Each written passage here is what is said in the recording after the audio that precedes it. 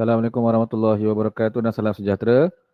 Jadi insyaAllah hari ini kita akan meneruskan lagi pembelajaran kita di dalam subtopik 9.6 iaitu subtopik yang berkaitan dengan sumber bumi dan juga geologi gunaan. Okey. Sumber bumi dan juga geologi gunaan. Okey. Dalam banyak-banyak sumber bumi yang paling banyak yang ada di dalam bumi ni adalah air lah. Okey. Jadi air ni kita boleh bahagikan kepada air permukaan dan juga air di bawah permukaan tanah. Okey. So air permukaan ni contohnya adalah air yang kita jumpa di atas permukaan bumi lah, sebagai contohnya air laut, air kolam, air sungai dan sebagainya. Okey. Yang mana semua orang tahu air permukaan ni boleh tercemar antaranya disebabkan oleh bahan buangan industri ataupun bahan buangan daripada kawasan perumahan. Okey, baja yang berlebihan, racun perosak semua boleh mencemarkan air di permukaan. Okey. So air yang terdapat di bawah permukaan tanah kita kenali dia sebagai air bawah tanah.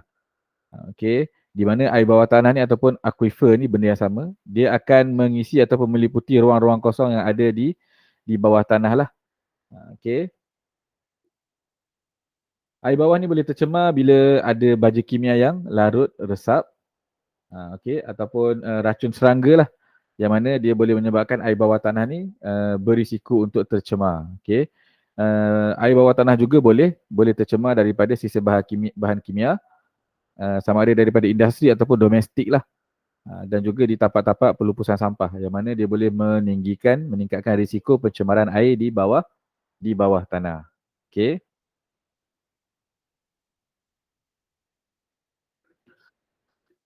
Okay, antara bahan lain dalam bumi adalah yang ada dalam bumi ni adalah mineral ekonomi. Apakah itu mineral ekonomi? Okay, mineral ekonomi ni adalah sebagai contohnya mineral logam ataupun mineral bukan logam dan juga mineral nadir daripada gas-gas lah. Okay. So contoh mineral logam ialah biji besi, biji timah dan juga emas. Okay.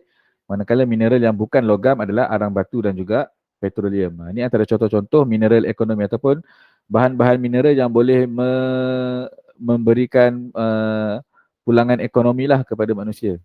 Okay.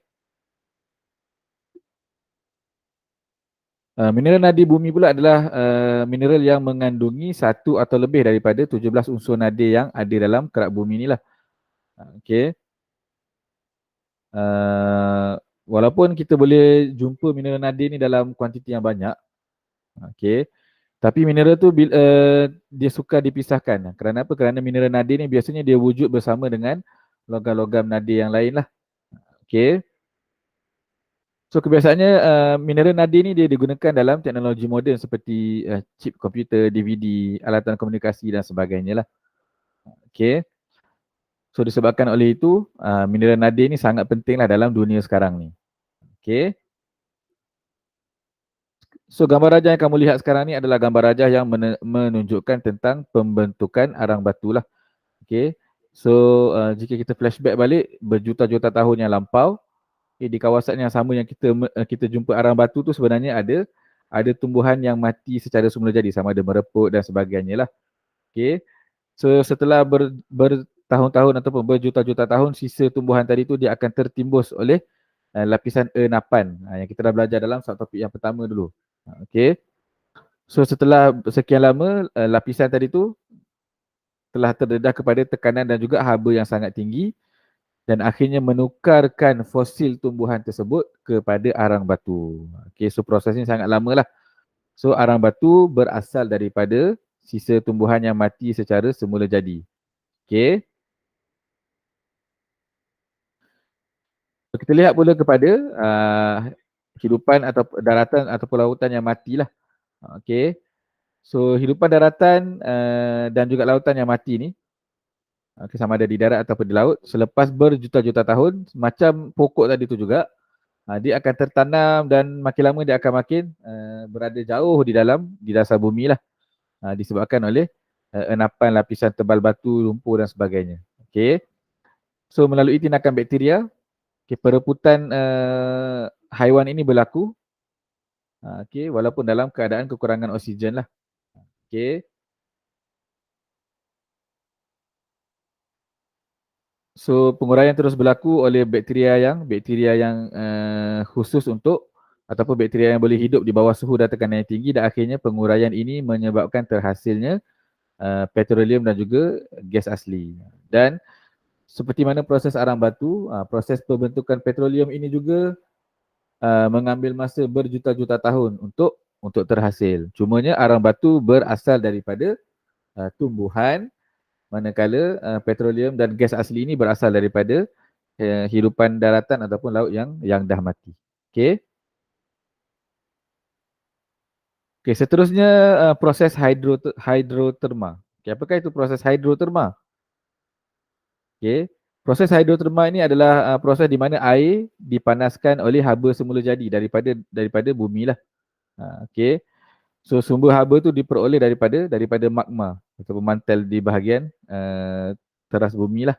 Okey.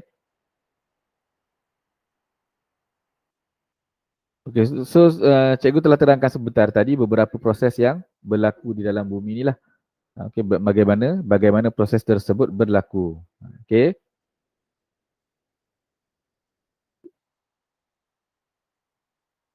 Okey, seperti mana yang kita sedia maklum, aktiviti manusia yang tidak terancang boleh memberikan kesan buruk kepada semua hidupan di bumi.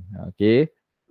Sebagai contoh dalam jadual ini kamu dapat lihat bila kita lakukan pelbagai aktiviti manusia yang tidak terancang seperti penyahutanan, pertanian, perindustrian dan juga pembakaran terbuka, dia akan boleh membawa kepada kesan-kesan negatif seperti hakisan tanah, banjir kilat, kepupusan flora dan fauna, pencemaran dari segi air, bumi, terma dan juga bunyi, dan akhirnya boleh menyebabkan pemanasan global.